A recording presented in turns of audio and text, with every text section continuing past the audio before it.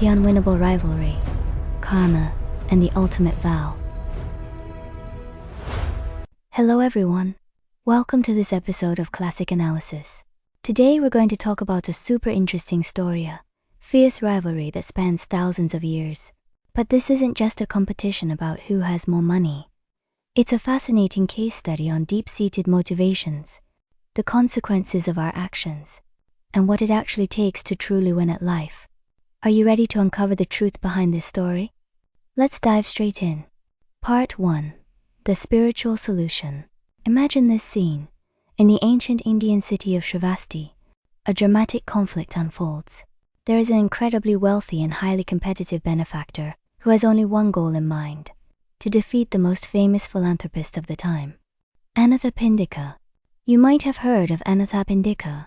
He's the legendary figure who was so devoted to supporting the Buddha and his disciples that he literally covered an entire garden with gold just to purchase it for them. Our competitive friend wanted to use his own wealth and fame to crush him. But here's the problem. How do you win a giving contest against someone whose merit is so profound it's like they have an infinite gold cheat code enabled? Look at the contrast. This wasn't even the same league because of the merit he had accumulated in the past. Anathapindika possessed effortless karmic wealth. He didn't even have to leave his house. He instinctively knew the location of every treasure in the world, whether hidden underground or underwater. In contrast, our competitive rival had to risk his life sailing into the deep ocean, struggling to haul treasure back. One had it handed to him by destiny. The other had to fight tooth and nail for it. The gap was just too wide. So, what did the rival do? Logically, his plan seemed sound. Rush to the ocean to find treasure.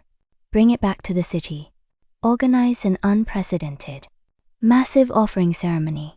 The shock. He realized that no matter how much money he spent or effort he put in, he still couldn't surpass Anathapindika. Frustrated, he sought help from the wise Sariputra, wanting to know why he was losing. Sariputra gave him a completely unexpected answer. He told the man that because Anathapindika's merit was so immense, winning through material means was impossible. However, Sariputra pointed out another path. If you truly want to surpass him, the only way is to become a monk. Only through the merit of spiritual practice can you truly win. In other words, to win a material war, you have to move to a completely different dimension, the spiritual path. Our ambitious friend showed incredible initiative. Without hesitation, he joined the Buddha's order. He practiced so intensely that soon, this man who was once obsessed with being number one in wealth actually attained the stage of an arhat. What does that state look like? There is a powerful description. Gold and cow dung are seen as equal to the void, no different from the palm of one's hand. Imagine that shift. A man who once nearly died for gold now looked at it and felt it was no different from filth on the ground. He had completely let go of material attachment. Then came a beautifully ironic twist. When Anathapindika heard that his old rival had become an arhat, he wasn't jealous. He was overjoyed.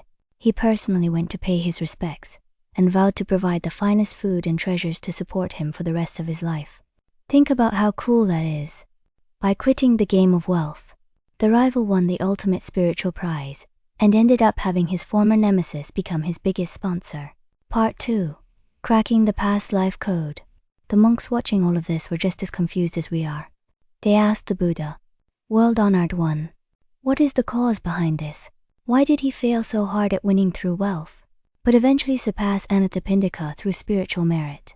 The Buddha's answer expanded the perspective to a cosmic level. This wasn't just about one lifetime. This was a source code written long ago. This karmic chain spanned the eras of 3 different Buddhas. From the era of Buddha Kanaka Muni, when human lifespans were 30, 0 years, through the era of Buddha Kashyapa 20, 0 years, down to the present era of Buddha Shakyamuni. The Buddha revealed that back in the time of Buddha Kashyapa, this rival was also a wealthy benefactor, competing with someone else. When he realized he couldn't win with money, he also chose to become a monk. But the key was his deathbed vow. He scripted his future, wishing to be born into a wealthy family, but ultimately to find the teachings of Buddha Shakyamuni. Leave home and attain arhatship. Everything he did in this life, striving for wealth, Then turning to spirituality, was following the program he had written lifetimes ago. Part 3. The ultimate original desire. But why was he able to make such a grand vow in the first place? To find the absolute starting point, we go back even further to the era of Buddha Kanaka. The catalyst was a challenge issued by a king, who could provide the funds to build a golden hall for the Buddha. Our protagonist stepped up and built it entirely out of gold. It was this massive act of virtue that gave him the karmic capital to make a vow that would echo through millions of years. By this root of goodness, may I surpass all benefactors in every life, and may I leave the home life under Buddha Shakyamuni to end all suffering and attain arhatship. This intense singular intention acted like a physical force traveling through time. Conclusion: the karmic limit. So, did the rival finally win? His success didn't come from the gold he hauled out of the ocean in this life. It came from the deep spiritual seeds he planted in the distant past. Material wealth has a limit, but spiritual resolve is boundless. This gives us a profound insight. Sometimes, the best way to win a game isn't to fight harder within it, but to raise your dimension and transcend the game entirely. Every thought and action we take today is shaping our future, perhaps for a very, very long time. So I leave you with this question. While you are busy chasing your goals today, what kind of seeds are you planting for your future self? Thanks for watching this episode of Classic Analysis. If you enjoyed this content, I'll see you next time. Bye.